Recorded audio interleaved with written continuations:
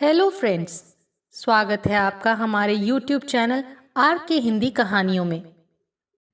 आज की कहानी है मुझे एतराज़ नहीं। मैं एक पॉश कॉलोनी में रहती हूँ। मेरे साथ मेरे वृद्ध पिता रहते हैं। मैं इस कॉलोनी में 15 वर्षों से रह रही हूँ। पड़ोस के मकान, जिसकी एक बाउंड्री है, में रहने वाले उसे बेचकर अपने बच्चों के पास चले गए। यहाँ मकान बहुत महंगे हैं। उस मकान को 60 साल की एक महिला ने खरीदा। उसे नया बनाने में बहुत पैसा खर्च किया। उसे मॉडर्न बनवा लिया, सारी सुविधाएं मुहैया करवाईं, फिर वो रहने आई। वो बहुत ही प्यारी व सुंदर महिला थी। वो किसी से बात नहीं करती थी, सिर्फ मुस्कुरा देती थी। कहीं जाना हो तो अपनी बड़ी सी कार में बैठकर चली जाती। हमारी और उनकी काम वाली बाई एक ही थी, जो थोड़ी बहुत मेरी उत्सुकता को कम करने की कोशिश करती। पूरे मोहल्ले वालों को उनके बारे में जानने की उत्सुकता तो थी, पर जाने कैसे। वो कोई त्योहार नहीं मनाती थी, नाश्ता वगैरह नहीं बनाती थी। बाई, जिसे मैं समाचार वाहक ही कहूंगी, कहती कैसी औरत है, न वार माने न त्योहार। पूछो तो कहती है इन बातों में क्या रखा है, शुद्ध ताज़ा बनाओ और खाओ। वो अक्सर दलिया ही बनाती। कभी कभी मैं सोचती कि बाई के हाथ कुछ नाश्ता भेज दूं, फिर कभी कभी डरते डरते भेज देती।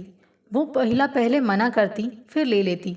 मुझे बर्तन लौटाते समय कोई फल रख कर दे देती। उनसे बोलने की तो इच्छा होती, पर मैं क्या, मोहल्ले का कोई भी उनसे नहीं बोलता। मैं अपने पिता से ही कितनी बात करती। मैं सर्विस करती थी, सुबह जाकर शाम को आती थी, इसीलिए मुझे ताक झांक करने की आदत नहीं है। यदि उनके बाहर जाते समय मैं बाहर खड़ी होती तो वो मुस्कुरा देती। सबको उनके रुतबे के कारण बोलने में संकोच होता था। मैं स्वयं तो बोलती ही नहीं थी। ऐसे ही 5 साल बीत गए। इतने साल एक कॉलोनी में रहने के बावजूद उनकी किसी से दोस्ती नहीं हुई, ना ही उन्होंने की। एक दिन अचानक उनके घर एक बड़ी कार आकर खड़ी हुई। उसमें से एक सुंदर 40-45 साल का व्यक्ति निकला। सबने उसे आश्चर्य से देखा। इतने सालों में उनके घर कोई नहीं आया, अब ये कौन है? मोहल्ले वालों के आश्चर्य का ठिकाना नहीं रहा। जब उन्होंने देखा वो उन्हीं के घर में उनके साथ ही रहने लगा है। वो साथ साथ बाहर जाते, कार से जाते और कार से ही वापस आते। अब मैं अपनी उत्सुकता रोक नहीं सकी, पर क्या करें। अब तो उनके घर से पकवान बनने की खुशबू भी आने लगी। परम आश्चर्य, एक दिन बाई ने मुझे बताया कि वो उनका बेटा है, शायद चला जाए, पर वो तो गया ही नहीं। एक दिन वही पड़ोसन गीता आंटी घर के सामने सुंदर रंगोली बना रही हैं। क्या बच्चे क्या बड़े, पूरा मोहल्ला झांक झांक कर देख रहा था। मेरी भी कुछ समझ में नहीं आया। कहाँ तो कोई त्योहार नहीं मनाती थी। हमारे उत्तर भारत में रंगोली कोई कोई बनाता है। उनका बेटा भी माँ के रंगोली बनाने को बड़े ध्यान से देख रहा था। तो उसी समय मेरे पापा ने अपना परिचय देकर उस युवक से बात की। युवक तो बहुत खुश हुआ, बड़ी गर्मजोशी से पापा से हाथ मिलाया। पापा ने उसे बताया कि पड़ोस में रहते हैं। हाँ अंकल, मैंने आपको देखा। संकोचवश बोल नहीं पाया। उसने कहा, मैंने घर में मूंग की दाल का हलवा बनाया था, सोचा क्यों ना गीता आंटी को भी दे आऊं। मैं आंटी के घर गई। उन्होंने खुश होकर मेरे हाथ से हलवा ले लिया और पोंगल, चावल मूंग की दाल की मीठी डिश मुझे खिला दी। मुझे बहुत आश्चर्य हुआ। मैंने बहुत स्वाद लेकर खाई। उन्होंने मेरे पापा के लिए भी एक बर्तन में डाल कर दी। फिर अपने बेटे से मेरा परिचय कराया। उसका नाम सोम सुंदरम था। वो उसे सुंदर कहकर बुलाती हैं। मैंने पूछा, इतने दिनों ये कहाँ गए थे? ये अमेरिका में रहता था, अब मेरे पास आ गया है। इस तरह आंटी से मेरी दोस्ती हो गई। पर मुझे एक प्रश्न परेशान करता था। इतने दिनों से तो कहती थी कि मेरा कोई नहीं, आज मेरा बेटा कह रही हैं। कोई इन्हें धोखा तो नहीं दे रहा? कहीं भावना में बहकर इन्होंने इसे अपना बेटा तो नहीं माना? कोई अनहोनी हो गई तो? मेरा मन रह रहकर मुझे बहुत परेशान करता। मैंने ये बात अपने पापा को बताई तो वो बोले, तुम अपने काम से मतलब रखो, ज़्यादा होशियार बनने की ज़रूरत नहीं। वो औरत आईएएस है। अपने काम से ही मतलब रखना बेटा, उन्हें सलाह देने की ज़रूरत नहीं। परंतु वो लड़का बहुत ही स्मार्ट, बढ़िया पर्सनालिटी, बहुत ही हैंडसम था। कहना तो नहीं चाहिए, पर मेरे दिल में पता नहीं क्यों कुछ अजीब सा होने लगा। क्या हुआ इस उम्र में? मैंने दिल को काबू करना चाहा, पर पता नहीं क्यों मेरा दिल काबू में नहीं रहा। मुझे लगा इन आदमियों का दिल तो होता नहीं। मुझे बहुत तकलीफ हो रही थी। मुझे लगता बच्चे सबको बहुत अच्छे लगते हैं। कौन सी ऐसी औरत होगी जो माँ न बनना चाहे। ये औरत भी 65 साल से ऊपर हो गई है। कहते तो हैं कि 60 साल में सठिया जाते हैं। ये तो 65 से ऊपर हो गई है। पैसे वाली है, इसीलिए कोई इन्हें धोखा तो नहीं दे रहा। फंस जाएगी बेचारी। मैं सोच सोच कर परेशान होती रही, पर उनके बेटे का आकर्षण मुझे उनकी ओर खींचता चला गया। वो बेटे के लिए रोज तरह तरह का खाना नाश्ता बनाती। ये लड़का शायद दक्षिण भारत का है, सो वो वहीं के त्योहार ज़्यादा मनाती और दक्षिण भारतीय व्यंजन और नाश्ता बनाती। मन बहुत परेशान रहने लगा, कहीं मेरी पड़ोसन धोखा न खा जाए, क्योंकि पड़ोस में साथ रहते रहते उनसे विशेष स्नेह और अपनत्व हो गया था। पर उनसे कैसे पूछूं, कुछ बोलूं तो शायद बुरा माने। कल को कुछ हो ना जाए, मन बहुत व्यथित हो रहा था। एक दिन उनके लड़के को अकेले बाहर जाते देखा तो मैं गीता आंटी के पास चली गई। मैंने कहा, आंटी, आप बहुत बड़ी हैं, समझदार हैं। मुझे आपके पारिवारिक मामले में दखल देने का कोई अधिकार नहीं है, होना भी नहीं चाहिए। पर मैं आपसे बहुत ही स्नेह रखती हूँ, सो कह रही हूँ। गलती हो तो माफ़ करना, मैं आपकी बेटी जैसी हूँ। हाँ हाँ रमा, बोलो, क्यों इतनी परेशान हो रही हो? तुम मेरी बेटी ही हो, वो बोली। झिझकते हुए मैं बोली, ये आपका सगा बेटा है क्या? बिल्कुल, पर मैंने कभी किसी से कहा नहीं, क्योंकि मुझे भी नहीं पता था कि वो कहाँ है। क्या? मैंने आश्चर्य से पूछा। ये बहुत बड़ी कहानी है, अभी तुम्हें फुर्सत नहीं है, सुनाऊंगी कभी। मैंने कहा, आज मुझे फुर्सत ही फुर्सत है। आपको समय हो और आप बताना चाहें तो बता दें। आज पापा का खाना उनके फ्रेंड के साथ है।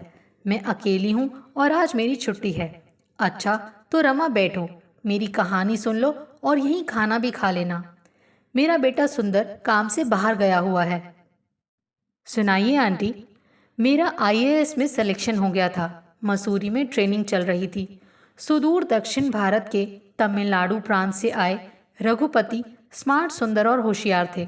हम दोनों एक दूसरे की तरफ आकर्षित हुए। दोनों के घर वालों के विरोध के बावजूद हमने शादी करने की ठान ली। शादी हो भी गई। थोड़े दिनों तक सब ठीक ठाक रहा। मेरा बेटा भी हो गया।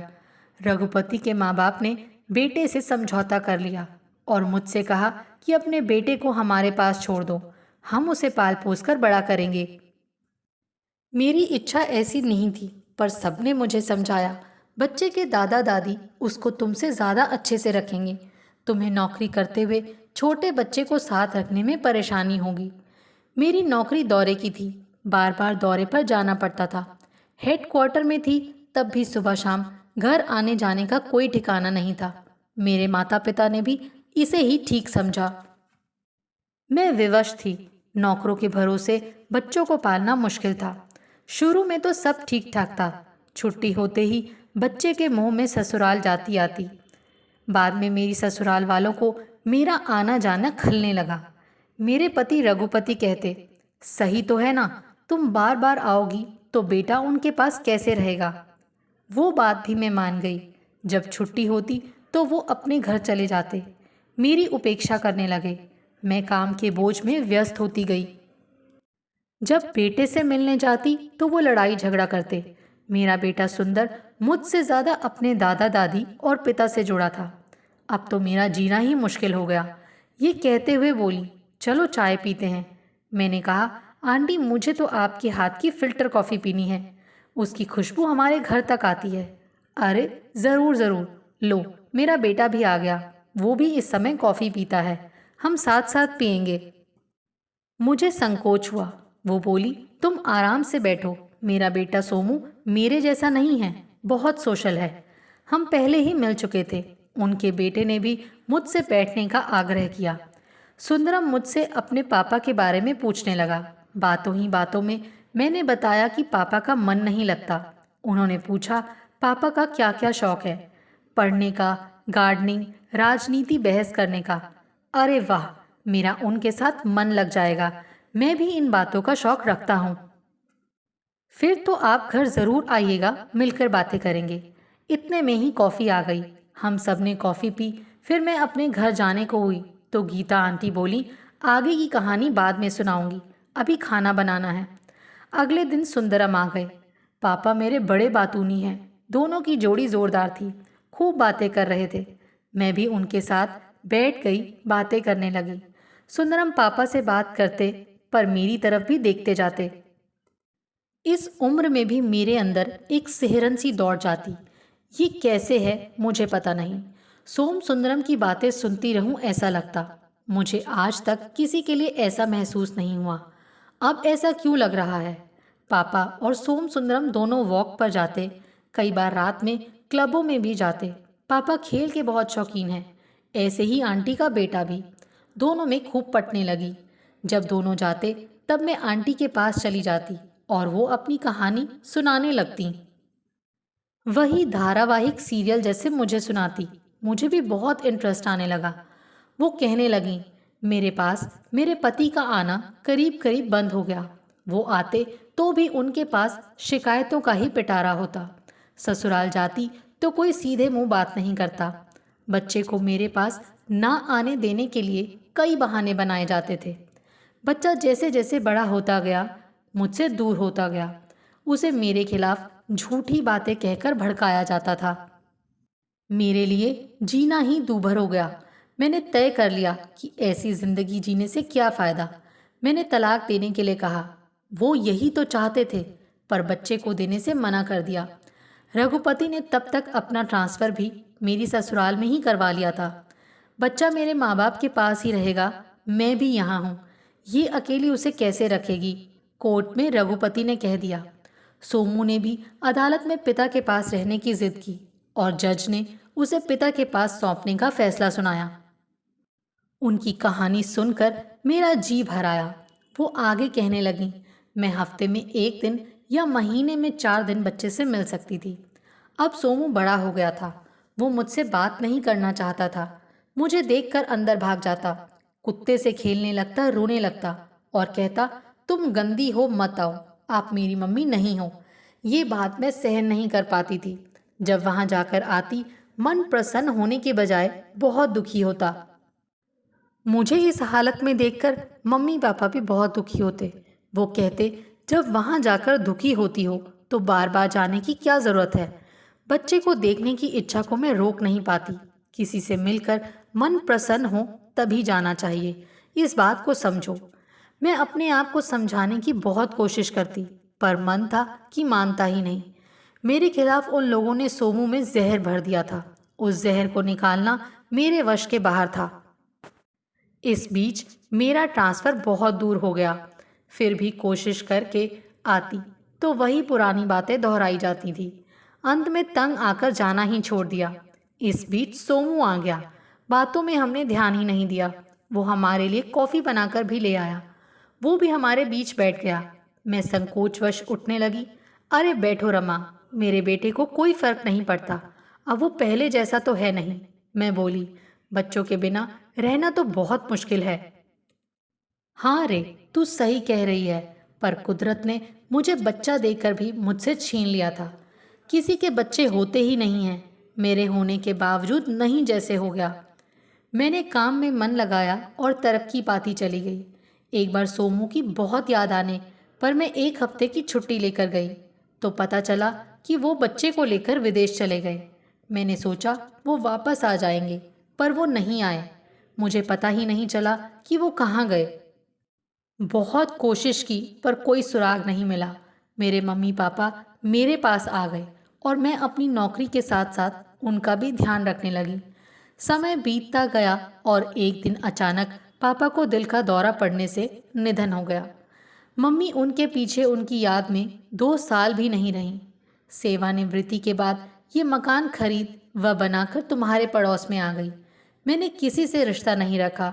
मन बहुत ही विरक्त था। मम्मी पापा 2 साल में आगे पीछे जा चुके थे।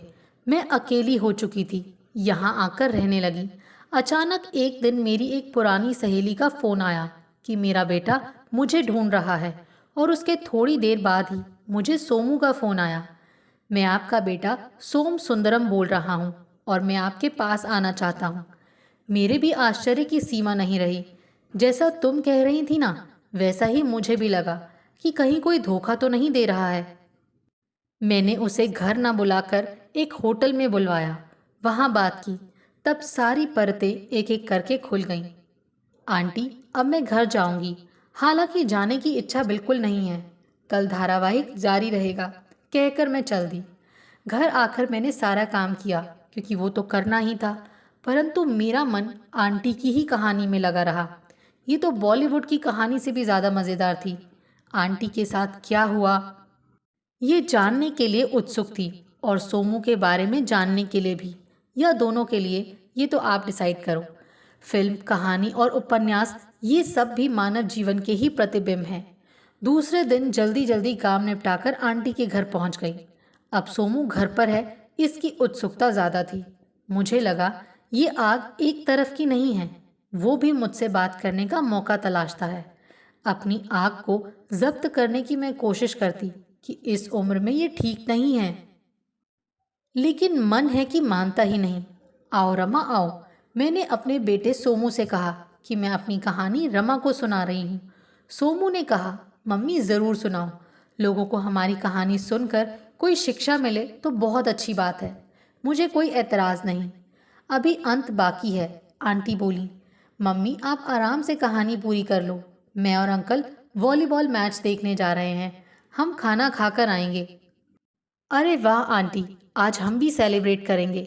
मैं तो चहक उठी, पर ऊपरी तौर से। सोमू के जाने की मुझे खुशी नहीं हो रही थी। रमा, आज हमें भी खाना बनाने की ज़रूरत नहीं। मेरे बेटे ने हम दोनों के लिए बाहर से ही खाना ऑर्डर कर दिया है।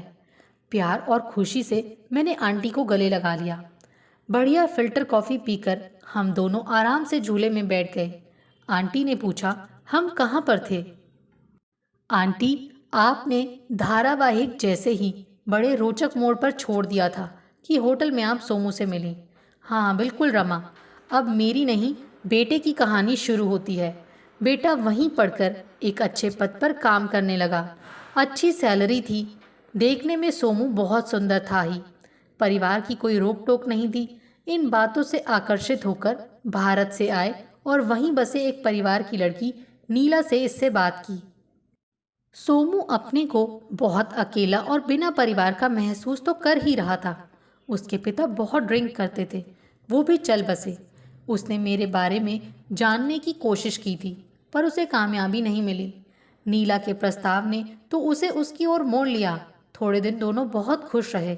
दो प्यारे प्यारे बच्चे भी हुए, एक बेटा और एक बेटी।